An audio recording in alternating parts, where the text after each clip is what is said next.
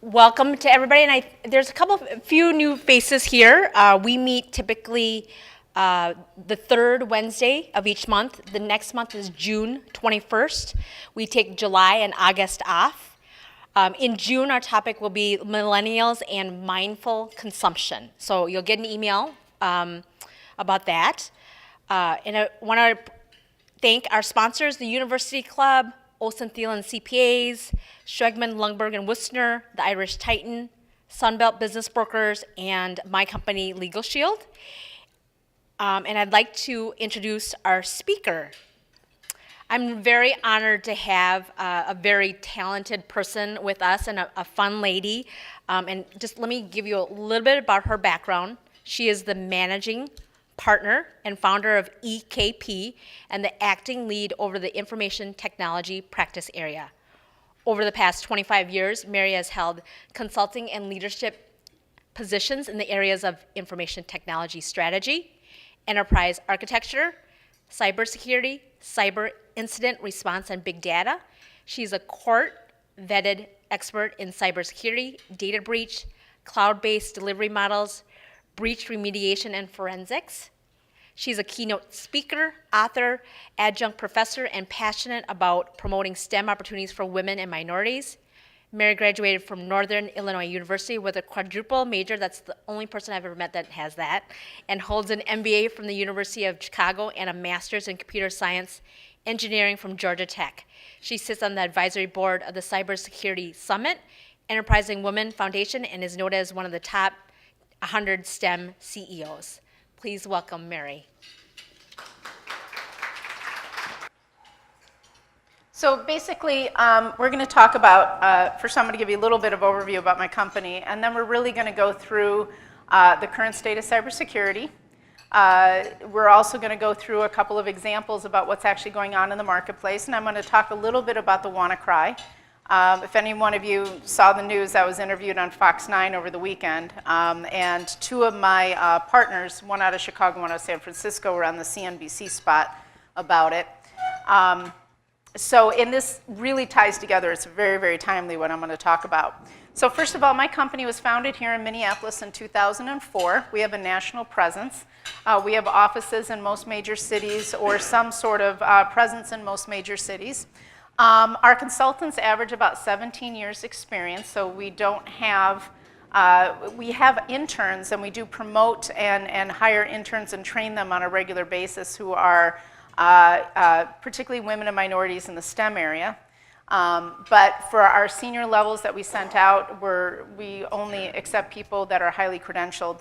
So we tend to go with the high-level type of work. We are not a VAR. We do not sell software. We only promote our services, and we work with most vendors on the marketplace.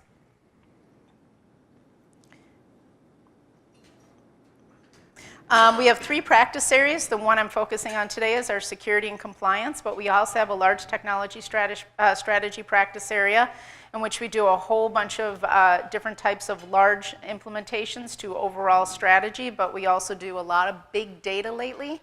And then we have our e-discovery and forensics, in which we work with anywhere from small to large litigation matters, and we do the forensics, the electronic discovery, the expert witness testimony, and a lot of the expert witness testimony and the forensics also crosses over with the security and compliance area. So let's get right into this. Where do most hackers really start? So what do you need to be concerned about? And 99% of them really do start with the social engineering reconnaissance scanning. And if I have time and this works, I'll give you a little bit of an example of what that means. It's the cheapest, most effective, and most prevalent method. So who here hasn't received a spam email or a phishing email or something like that? I mean, everybody has, right? And you know what? It's really cheap to send those out globally, and you're about ready to get a 3 to 5% hit any single time you do it. So the return on investment is phenomenal, and most of the ones that actually are sending these out at that level are what we call script kiddies.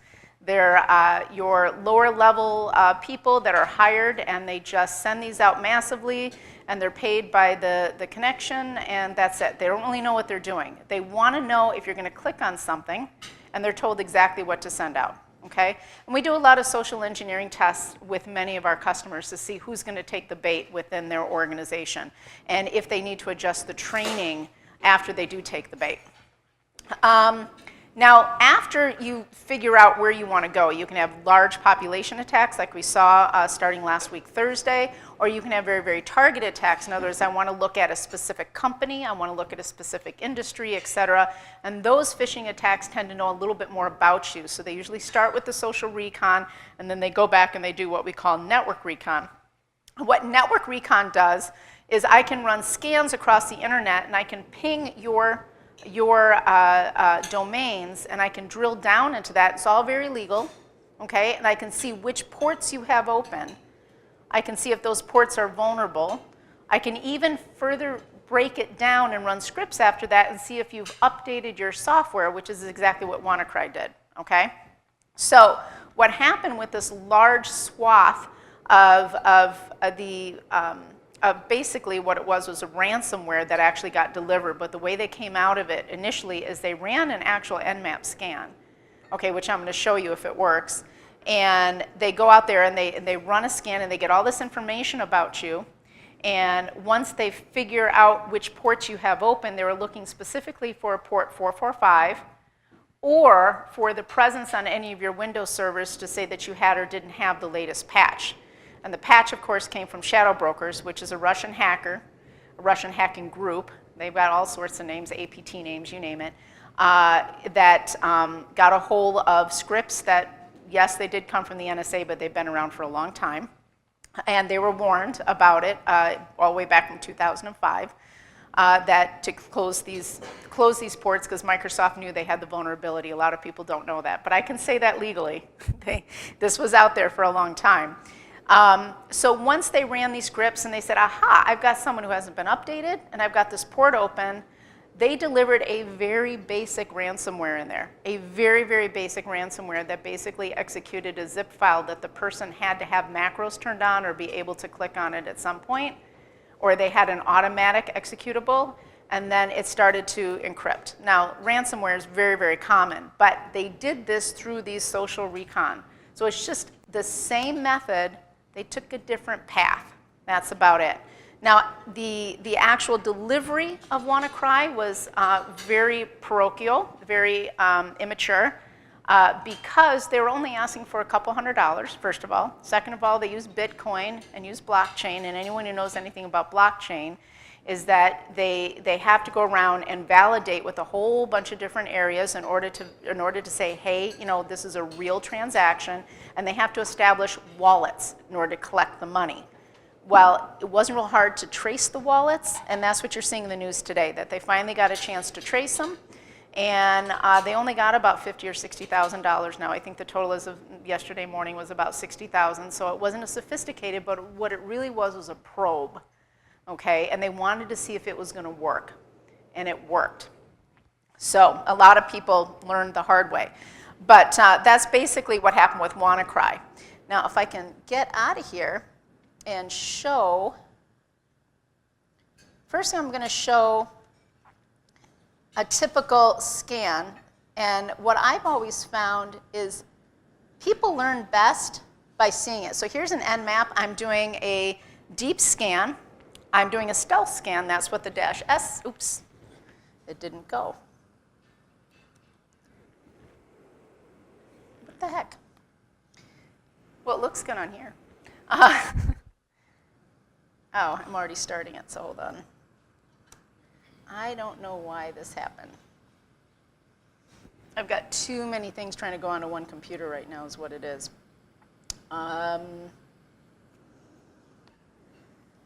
It totally went on.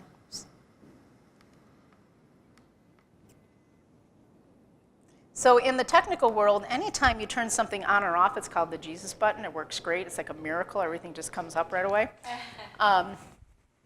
So let's see if this works. I'm going to try to get this on my screen. There we go. So basically, this is running a scan. That little itty-bitty box in there that I can't make much bigger. Apparently, let me try it. There we go. So all I did was do an Nmap scan. I put in my own web address. I put a deep level of 5, and it's trying to go in there. And when it goes in there, and it's only about 83.33% done right now because I've got a very slow internet connection, it's going to come back with all my open ports. It's going to come back with anything it can find out about the operating systems that my web servers are running, that it's emanating out. It's going to tell me if I had to hit a firewall. It's going to tell me if I was network address translated or NATed. So it's going to tell me that this IP address that I hit is real or it's not real. You need to go and layer deeper. This is all perfectly legal. And this is, by the way, I'm using Nmap on purpose because it's free. It's open source. Anyone can download it. So one of the key things you can do is, and I'm going to talk about this, is to hide this. All right? And that's what you need to do. And this is going to take a while to run because my internet connection is so slow here. So let me stop this. And I'm going to go into something else. So here is a social media and a web crawling tool. And what I did is I put in my email address up there. And now we wrote our own transforms for this, but this is another way that they found out how to do something. This is very common. And this is what anybody who is in my profession, if we want to protect you, we're going to run this on you and say, here's how much exposed you are. And of course, it's not able to, you know how it goes when you try to run a demo, right? Here we go. So I start running the internet scan, and all it does is crawl the web, and we self-built transforms to crawl the darknet and the deep web also. And so you see I don't have everything turned on, but you can see it's starting to show up all these different things that where my email address shows up. So if anyone's wondering, if you put your information on something that is, you put your, let's say you put some comment on Reddit, on Tumblr, Facebook, LinkedIn, etc., it starts to find this stuff fairly quickly, so it knows who you're connected to. Okay, so if I want to spam you, I'm going to pretend to be your best friend. Okay, and this is all legal. I just don't have everything turned on because I don't want everything to show for me either, but it'll continue to grow and grow and grow. I can let this thing run for a couple of days, and you will see stuff that I didn't even know was out there about me. So those are a couple of examples. And again, that stuff's free. Here's one that we've run that was fairly deep, and we wanted to find out everything we could in a certain domain about somebody or about a device, about a Bluetooth device, about a MAC address, about your PC, your phone, or whatever. So here's a couple of examples. And again, there's nothing illegal about doing this because we all leave a trace. So, just not trying to scare you too much, but this stuff goes on all the time. And it goes on for good and for evil. So it's not like everything is bad of the people that are using it. Other targets and methods, obviously smartphones. Smartphones are constantly sending out a signal. My son hates me. I know exactly where he is. He can't use his phone anywhere, which is good. Free Wi-Fi is terrible. Online ads, never click on them, please. If you really want to go to something, find the address. So if Nordstrom's is pinging you for shoes, go to Nordstrom's directly for it. Don't click on the ad. You don't know if it's been spoofed. You don't know if it's been redirected. Just go directly to the website. It's not to say that the ads don't work, but it is to say that to be safe, you should really go directly to the source, okay? Online games are awful. We've known for years that a lot of these games that kids are playing, that not only are there terrorists on there pretending to be kids, but also that's a way that not only the companies, but anybody else can kind of jump in there and kind of send you subliminal messages or clicks or links or get information about you. And then, of course, there's the old-fashioned breaking and entering. I steal your laptop, I steal your phone, you have exposed wires outside, I stick what's called a land turtle on the outside, and I can listen to the data coming across, that sort of thing. So the results is that a hacker can penetrate your electronic stuff. So be careful about where you leave your footprint. It's not to scare you as much, it's still usable, but there's common sense and easy methods to figure this stuff out.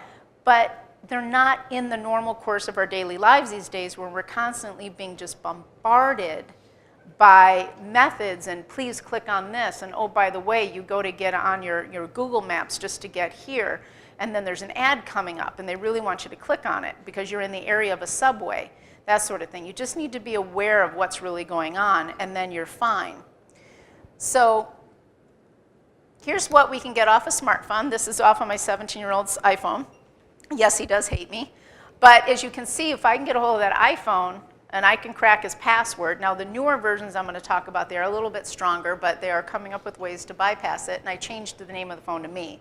I can pick up tons of stuff. Everything in there in blue, okay, is the stuff that I can pick up. So he loaded pictures and stuff in something called KeepSafe, and he thought he was putting a valid password on it, and I got right through it.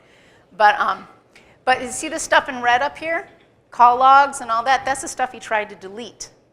It's never really deleted until you completely wipe your phone. So when he knew I was grabbing it again, to use as an example, he immediately started to delete stuff. And I knew that was going to happen because I needed deleted stuff to show up for the example. So I got that. The interesting thing here is Snapchat, there's one active showing up. Yes, we can get them out of cache. They do not necessarily disappear. On the new iPhones, they do. On the Androids, not so much. But they advertise that they do, and it really depends on the operating system of the phone. But we can see device locations, any changes he made, all of his images, you name it. Here's what I can get from a message. So we run the scan, and it says, okay, here's the ones over here that need a password. Okay, here's the ones over here that he either had a password stored somewhere on the phone, or we didn't necessarily need a password for. So we can get into that right away. It goes right out to the cloud as soon as we use the forensic software. And we do use the same forensic software as well as others, that the San Bernardino, that was used by the FBI in the San Bernardino case. It's the #1 in the world, and they usually keep up with things pretty soon. But it's not that expensive if you are very motivated to get this stuff and you steal someone's phone, and you use the software on it, or you have the ability to what's known as chip the phone, then a $5,000 investment with maybe $100,000 extra spread out across the country, you're going to get the data.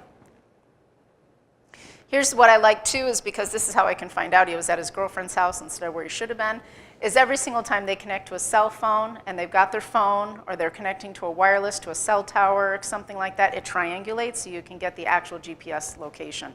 So again, he was Snapchatting from several locations on a certain date. There you go, I got him. And by the way, that's also how your phone can find itself, and how you have all those features on it through your Verizon or AT&T or whatever it is that you're using. So, has any of you guys seen this stuff before? What a forensic extract? Okay, good. Here's what it looks like when you go into a coffee shop. So this was using Wireshark, which is a freeware. You do need to know how to use what's known as a network packet capture. But if I sit there and listen to it, and I just leave it on, and of course, this was a setup. This is not me going in and saying, aha, I want to track one of you guys, because that would be illegal. I would lose my license. But we just started listening to it, and I saw he did an authorization. I expanded on it. He went to Gmail, typed in his password. That was his password. He was at a Caribou. There you go. That's how I grabbed his password off of a free Wi-Fi.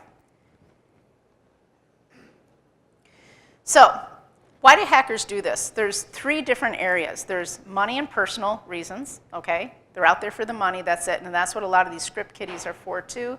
And small groups, they want to get rich quick. And they know that if they can remain undetected for so long and then go into hiding, even if they took just a penny out of everyone in the United States, they'd be very wealthy, right? So that's one of the reasons, and that's the financial, that's where you see the data laundering. I'm going to steal your passwords. I'm not going to do anything with it, but I'm going to sell your passwords to somebody who will, okay? It's getting to the point where there's so many credit cards out there, they actually have fire sales on it, so they become very, very cheap. But that's where ransomware comes in too. Then we have intellectual property. That's where your medical device companies, your industry companies, a lot of manufacturing. We see most of it in pharmaceuticals and medical device these days, but they can also be with any type of engineering, defense, et cetera. And then political and military. And that's kind of what we saw with the WannaCry, okay?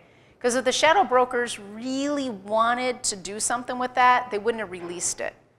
So by releasing it in the connotation that they did, it's more of a political statement, and we who work in that industry know that it's a political statement because they want us to lose faith in our own security operations of our own country, okay?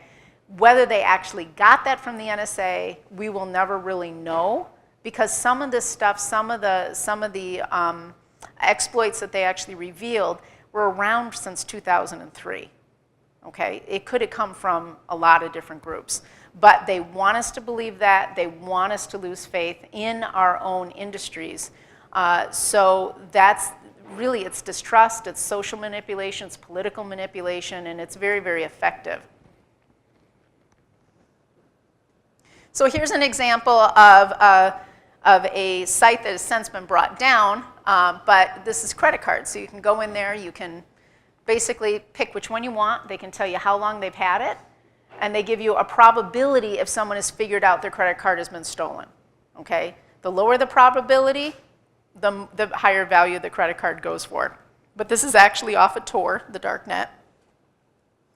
Here's an example of a password list that's available for free that we use in what's called basically brute force. So you load known passwords in there, and you say, let's try the most common ones that have been stolen on the market, that sort of thing. These are free. And we do that for a lot of different cases. And people go, oh my gosh, that's terrible. Well, it's used for good, and I'm going to tell you why. Because when we're looking for somebody who's been involved in sexual exploitation of a minor, we're involved in somebody whose child or husband or relative is missing, and they need to get in the cloud site and find that person. That's what some of this is used for, so it's not all bad. And that's why your password should be strong, but sometimes when they're not and they've been stolen, we can actually narrow down the playing field to figure out how to guess at it. So here's another ranked password set. On the right-hand side is a free version that's in Kali Linux. That was one of the examples that I used to do the network scan, and that's for social engineering. Now, Dave Kennedy is a good friend of mine. He actually developed this, and he was also on CNN and stuff like that about the WannaCry, if you know anything about Dave Kennedy. But he created this freeware to do social engineering testing. This is not supposed to be used for evil. It's supposed to be used for good. But it's basically pick a menu item. I want to do a social engineering attack. Here's a sample email. Here's what we can do for it. So here's a couple of phishing scams. We did this actually just this year. A Black Friday sale we sent out. And again, we modified just a little bit of the domain. And people click on it, and as soon as they click on it, nothing happened to them, but we were able to get a lot of information about them. This is a LinkedIn. You got to look at those domains. I would say never ever click on a LinkedIn email, except go into LinkedIn and then click on it there, because then you know it's real.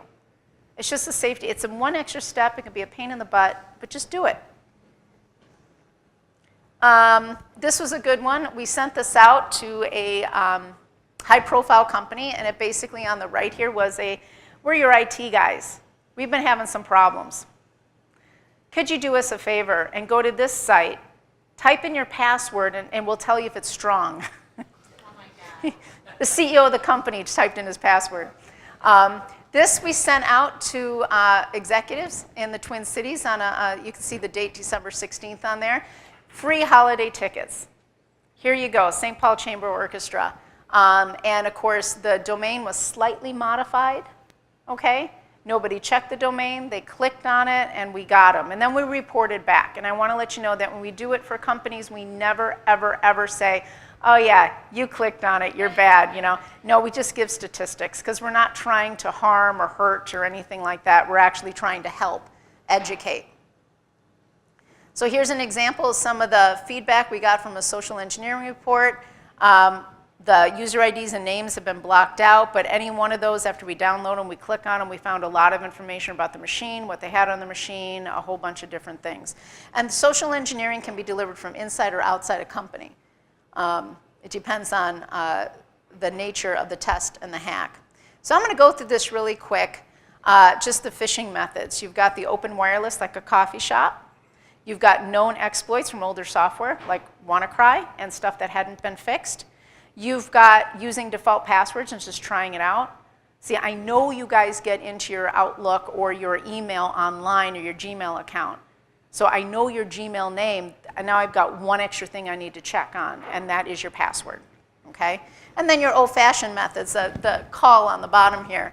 When you get those calls, hey, you know, I can see you've got a problem with your computer. Let me help you. I'm from Microsoft. You know, I'm from Verizon Wireless. I'm from CenturyLink, that sort of thing. So, really, the example here I want to get to is once I've gone any one of these ways to get into you, my goal is to pretend I'm you. Once I pretend I'm you, I can get to all your friends, and then I can pretend I'm them. Or once I pretend I'm you, and whether you're a janitor getting into the building or whether you're the CEO of a company, I get access to a lot of stuff, and I can continue to drill down. And that's really what a targeted attack hacker is really going to look for. They want to be you. So how do we protect you? How do we protect your companies? And there are sophisticated attacks out there, but a lot of them, even like WannaCry, once they figured out that port wasn't open, they weren't going to try to go any farther. They just went to the next, okay? And that's really what it's about, is they're looking for the low-hanging fruit. Okay, I'm not saying that, you know, you're not going to be targeted if you're in some high-profile position or with a high-profile company or something like that, but for the most part, we just become just bait. And if they don't take the bait, they move on to the next fish. That's all. So, the first step is admitting that you may have issues. And even if you think you're totally locked down, we always highly recommend that you have yourself tested, because you're also testing from somebody outside of your thought realm. So when I walk into my house and I know I've locked all the windows, I think I'm safe, and locked all the windows and the doors. But I don't think like you. I'm an outsider, so if it's your house and you think you're safe, I'm going to look at that dryer vent. I'm going to look at all this. So having something else come in to check to see if you're safe is a good way to do it. So the great news is we're really not all victims, okay? And so here's your top 5 things, and there's a lot more, but I try to condense them for marketing purposes. First of all, as I gave you the example of how you can get into your passwords on a free Wi-Fi at a coffee shop, at an airport. Don't use it. There's plenty of protected ways for you to connect to the internet. There's free VPN. You can use stuff through your phone and have it be a password protected, okay? There's lots of different tools out there that you can use, but don't just jump on free Wi-Fi. Because when they give you those security messages saying, hey, I'm unsecure, they're not kidding, they really are. You can see a lot that goes on. Even if you think you're connecting after you initially connect to, let's say, the wireless connection at your local Dunn Brothers or something, you still had to go from this machine to that router in order to get that connection. Everything went from there to there was open. If I can do what's known as a man-in-the-middle attack there, I can grab a lot more, okay? So, don't use free Wi-Fi. Second of all, don't delay updates, okay? Now, Microsoft issued an update for the method that they got in, which is a server messaging broker, okay? After the shadow brokers released it, they issued a global update, emergency update that went into the March roll-up, but it was also on the weekly roll-up, and they issued it on March 14th, okay? There's a lot of people up there that go, I'm booting up my machine. This is boring. I don't want to wait for that little percentage thing to go, for all those updates to go. Yeah, do it, wait, okay? Because the people who waited didn't get hit in the first round. The other thing that happens is when they're doing these updates, you do have a lot of software out there where you didn't update. I mean, a lot of us all have Windows 7 laptops and things like that. They did not issue updates for versions of the software that were not currently supported. Okay? They did later after they realized how large this was. But if you see the updates and they have the warnings and you go out to the Microsoft site, they have really 6th grade level examples of how to fix it. And all this was making sure this one port was turned off and making sure your SMB through what's known as a CIFS, and I want to explain what a CIFS is turned off on your machine. A lot of people didn't do it, and a lot of people just didn't want to do the updates. Okay? So, passwords. Never, ever leave default passwords on anything. You buy a router from Best Buy, you put it in your house. You buy a switch, it's got a default password, usually admin, admin, or admin with a name underneath it, etc. Don't do that, okay? Change your passwords. Even if it's not a strong password, at least you have a unique password. That means that somebody's going to have to take an extra step to try to guess, okay? Now, I go with strong passwords all the time, and two-factor authentication, which means anytime, like Google has it really well now, they've got it very well distributed for Google Docs and Gmail and everything, where you can say, when I log in, send me a PIN back to my phone or something like that, because that means the hacker has to have two things, which is pretty hard to do. They have to have control of 2 of your items in order to get in. But the other thing is don't have a password that you can find in a dictionary, even if you replace the A with the little @ sign or the S with the $sign, okay? Because there's freeware out there and that can go through those really, really quick. They start with the dictionary, and anything that hits is going to be good. And they will change out some of the letters or add a 1, 2, 3 at the base or a 1 in the beginning or something like that. So they're pretty easy to guess. With a very large laptop, this one is 32 gig of memory and 1 terabyte SSID, so it's a pretty strong one. But with one of these laptops, we were able to break into a large company last fall in 3 hours. Okay? It just went through every variation on the theme when you think of the number of permutations on the letters and things like that. So your best bet is to have something that is at least 12 characters long, particularly if you're not using two-factor, okay? And it's not a word. And when they say passphrase, they're not saying type in a sentence.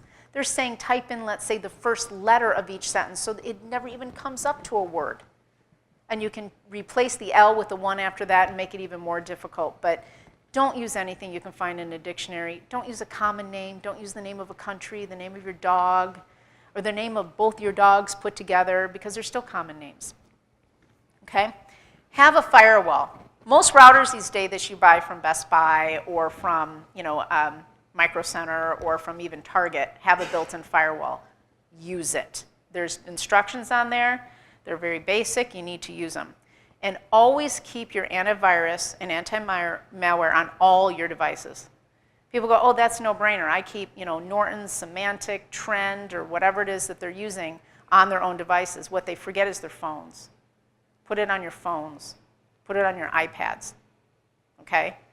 And even if the antivirus wouldn't have caught WannaCry, which it wouldn't have because it came in a different method, it's going to catch when WannaCry goes out to the internet and it doesn't recognize that connection, okay? That's what you're really trying to stop also, is that internet connection. So even if you click on something, if it can't get out, it's got no place to go. Okay, so our businesses are not victims. The first thing that people need to realize, and this is the biggest pain in the butt of all, is don't mix business with pleasure. So those examples that I gave about, St. Paul Chamber Orchestra, that may not have been a good one because people like to register for those things as an executive of their company or as a member of a company, so they get some freebies or they get recognized. But the shoe sale, you shouldn't be doing that with your work email account. So start to have some separation of concerns with that. If you're going to shop, get your own email account. Get, I would say Yahoo, but you can't say that anymore. Get Gmail or whatever, whatever it is that you want. But don't mix business with pleasure. Because when those spam emails hit you at work, you're going to know right away. Somebody's trying to sell me something, and I never logged into this through my work account. And that's your first clue. Somehow, somebody got my name or somebody's trying to phish me, but this is not mine. And that's 90% of the battle right there. So that's a really simple thing to do, but it's hard to do when you're used to using one thing all the time and you want one reference and one source. I truly recommend you separating out your personal stuff to your business stuff. And at minimum, if you do get breached, you can isolate the problem. So if I'm not using my personal account for absolutely everything, including my utility bill, if my utility gets hacked, okay, I know it came from them. If my business get hacked, I know it's not going to touch my own personal banking account, that sort of thing. So separate out those concerns. And I'm talking very fast, so I'm cutting sentences short. I know that because there's a lot here to cover. So if you have any, if I'm not clear, please raise your hand, okay? Have a plan and practice the plan, okay? Everyone that I speak to says, yeah, you know, if I do have this happen, I have to call so-and-so, I have to do this, but I haven't really had the time to write it down. I'll call you back when I have this whole plan out and well done. Well, a hacker's not going to wait. A militia hacker isn't going to wait to say, oh, yeah, I'm going to attack him now that he's ready. It doesn't work that way. So, and I get this from a lot of businesses all the time. We're not going to have an incident response plan because I just don't have time to sit down and put it together. Well, when are you going to do it? It's kind of like having a baby. You're never really ready. So just sit down and just say, hey, let's pretend that someone got a hold of us or somebody did a wire transfer illegally through our bank account we didn't know about it. Who would we call? What would we do? All that. You'd be surprised how well you bring your own plan together on the fly rather than stopping and analyzing it and waiting and trying to get all your policies and procedures out and everything like that. So just do it and practice it, okay? And come up with different scenarios. You don't always need an expert to come in there and help you. For medium to larger business, I would say absolutely, okay? Because you want someone to coordinate it. There's politics involved. You want it to be apolitical. For smaller businesses, there's templates online of things that you can fill in and know what to do and who to contact, et cetera. Use that to your advantage. So just like you would screen your physical visitors when they come in, this is number 3, okay? You want to screen them also when they leave. So when they come into your office, you have them sign up and say, hey, I'm here. I was here on this date and this time, and then I checked out. Well, the same thing with your internet connections. So what I was saying is that when you have this antivirus and anti-malware and internet protection, that's exactly what that software is doing for you. And make sure you have your web filtering turned on. So if you're going to connect to something, it's going to help you disconnect. It's going to see whether it was a valid connection. And if it's not, sometimes they shut it off and they lock it in there. So if I'm trying to attack you and I get into you, if I can't get anything out, if you shut down that connection, I got to start all over.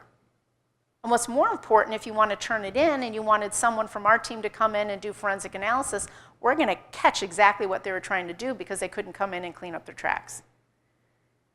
So we call this the roach motel methodology. Roaches come in, but they don't come out, that sort of thing. And again, for your businesses, always use protected channels. Don't try to connect to other businesses or third parties without having that protected channel. So in other words, don't use a free Wi-Fi for your personal, don't use it for your business. And manage all devices and third parties. So anytime you're exchanging data, you're connecting to them live, make sure you ask them if they have an incident response plan, what they have for security on their side, okay? Because when you look at the Target example, even the blame was not necessarily on the HVAC person because a lot of vendors were coming in that way to them, but they did get in through a third party. And I always told people, which is one of the papers I wrote for a Hennepin lawyer earlier today, if I want to attack you, sometimes I go through your law firm. Because I'm going to find everything I need to know about you from your law firm. And then I can jump through them because when your lawyer emails you and they email you a document, you're clicking on it. And you're clicking on it quick sometimes too. So that used to be our modus operandi when we would actually show how you could hack into people from third parties. Okay? So now I tell people, is your law firm secure?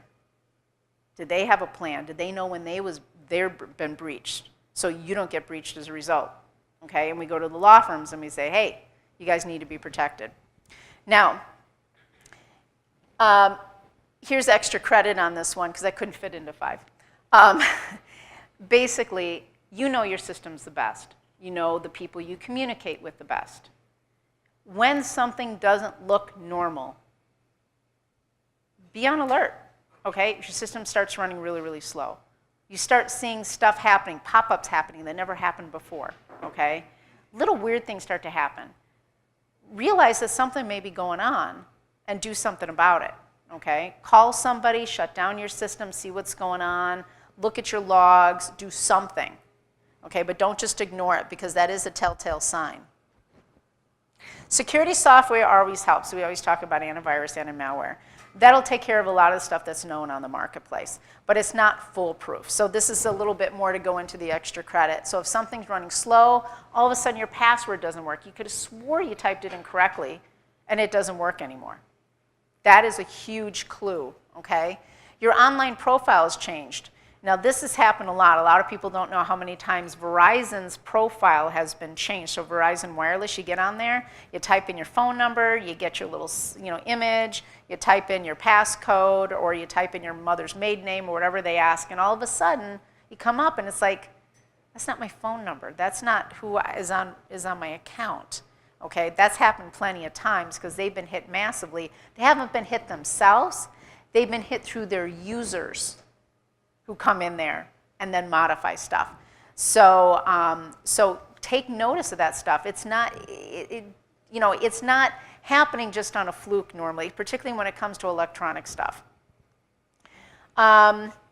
Notice your user or profile attributes not just on when your profile is changed, but the attributes of your profile, especially on your smart devices, okay? And if you have a business and you have a server or you have a cloud account, look at your administrator passwords, because even if I pretend to be you, the one thing I really want to do is get what's known as elevated privileges. I want to have an admin account on your services so I can then go anywhere I want. And one of the telltale signs is I've got 3 administrator accounts and I didn't create those. That's huge. That's how WellPoint Anthem, they found out, okay? Because they had administrative accounts in their databases that they hadn't created, and those guys have been running wild for months. That's how UCLA got data breach, is administrative accounts, okay? Somebody got in, they elevated their privileges, created their own user ID and password with admin privileges, and were able to do whatever they wanted. Okay. Here's the Bill Gates warning in 2005. So WannaCry came in through port 445, which should have been shut off. It's open in a lot of different environments, particularly internal environments, in healthcare, utilities, things like that, because they tend to run on older machines and they tend to use more ports. But this was the actual quote from him in 2005 saying, hey guys, I'm not shutting this off for you, you need to do it yourself.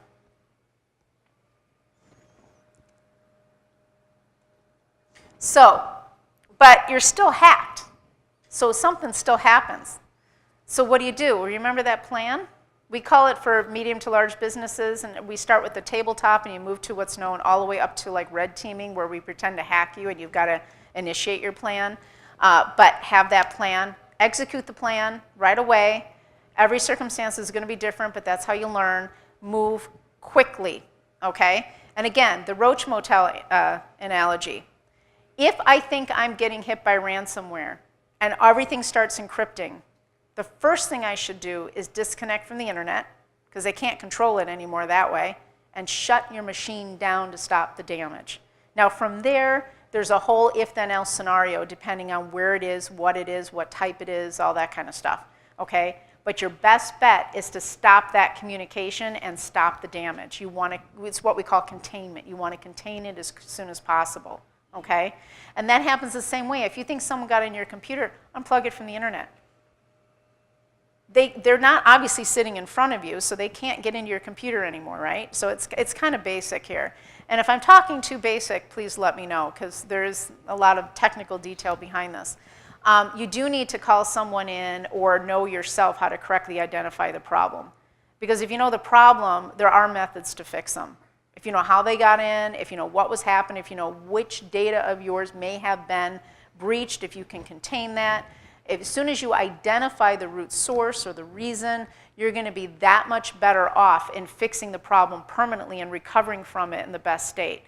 I can tell you firsthand that we have been with companies who have had the same attack, sometimes from China, 3 years in a row, because they never identified the problem, therefore they never eliminated the problem, and as soon as they thought they were clean, they brought their systems back up, and sure enough, the problem persisted, and they didn't catch it until something bad happened again. It's like, wow, same servers, same machines, same software, same type of virus or morphed virus is when they take something that's known and they change it slightly so it doesn't get detected by antivirus, that sort of thing, okay?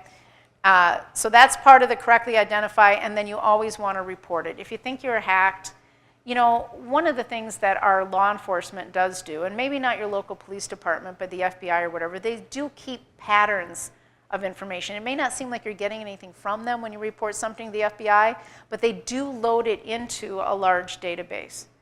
So once they see patterns happening, somebody in Minnesota gets hit, somebody in Iowa gets hit, or something like that, and it's the same thing, they're able to also identify it much quicker and then send out alerts. Okay, so reporting it is very, very, very important. And then be diligent. After you think you've recovered, monitor it. Make sure they're gone. Okay? You know, once you've had a really bad event, a lot of people don't like to look back and go, I'm done, I'm tired, I'm spent, I don't want to look at this anymore. You've got to look at it. You've got to make sure the same problem isn't happening. Okay?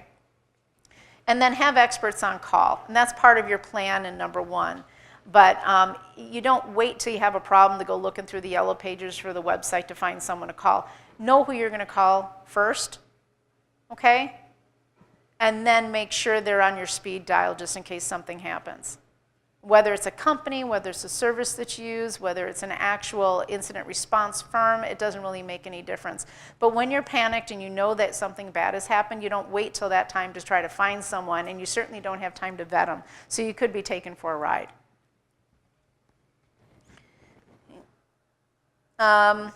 And then I have my take the oath.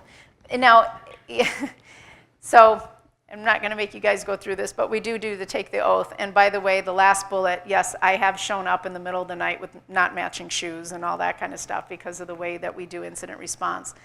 Now, I've dumbed this down quite a bit, and the problem, it can be very technical, it can be very advanced, and we can talk in a lot of three-letter acronyms for hours on this. But the bottom line, what we see out in the marketplace, is that when people are attacked, okay, it's because they didn't practice some common sense security controls.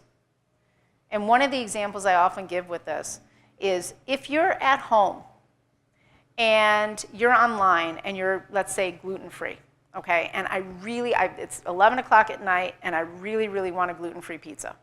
And I start searching the web for gluten-free pizzas, and all these pop-ups start coming up. Now, I haven't clicked on anything yet, I haven't ordered anything yet, and all these pop-ups start coming up. You'd be surprised at how many people go, oh, wow, that's a coincidence. Let's just click on this, and well, they can have a pizza at my door right away. This is great. Somehow in the virtual world, there's this, you know, as long as they can't see me and they really don't think they know what I'm doing, it's somehow safe. But if you're that same person sitting in front of your TV, wanting that gluten-free pizza, and all of a sudden your doorbell rings, and there's somebody there with a pizza, it's going to be kind of creepy, all right? You're probably not going to open up the door. So if you're not going to do it physically, don't do it virtually. And that'll save you a lot of heartache. So are there any questions?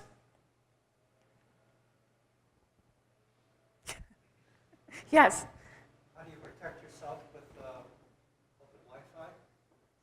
Well, there's OpenVPN you can download. There's a lot of free services. There's also on your phone.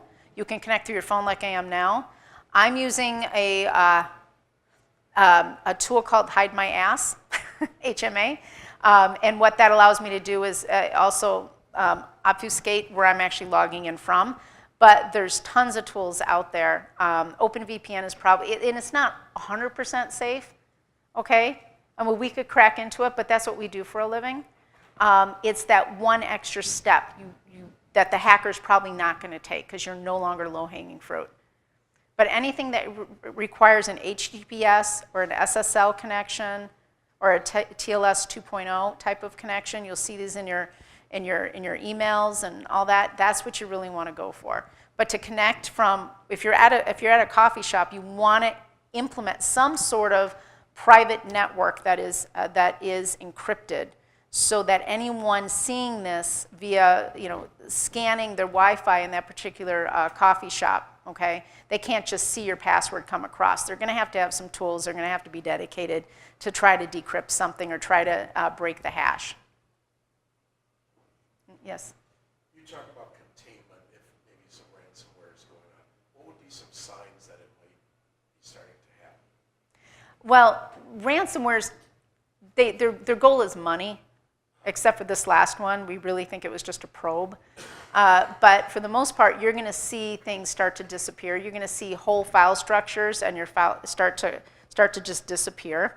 And normally a message comes up and says, you got to call this number, you have to do this in order to get rid of it. But for the most part, your system will start to run really, really slow.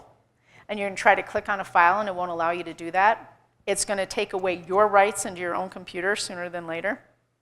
And also, when you're encrypting data in any way, shape, or form, and they're doing it at the root level and going up is what they try to do, your system really will slow down very, very quickly. Unless you're on a very high-powered machine, you're hardly running anything, you may not see it right away, but you will see it.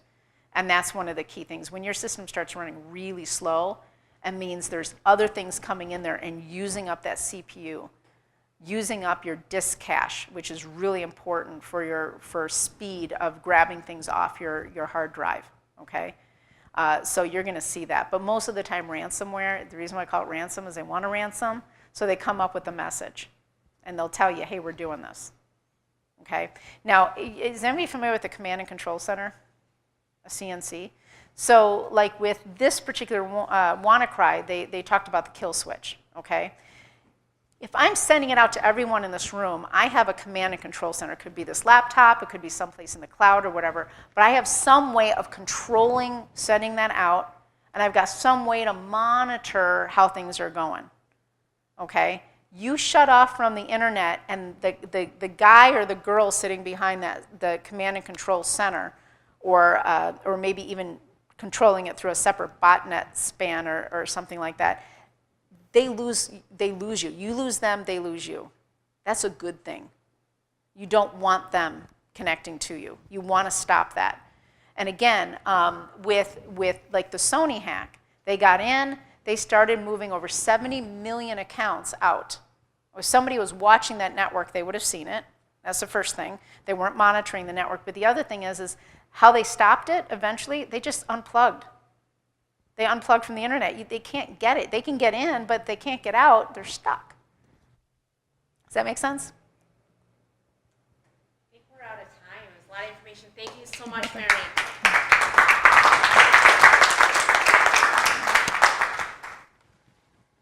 The room is open for networking. Thank you for coming. We'll see you next month.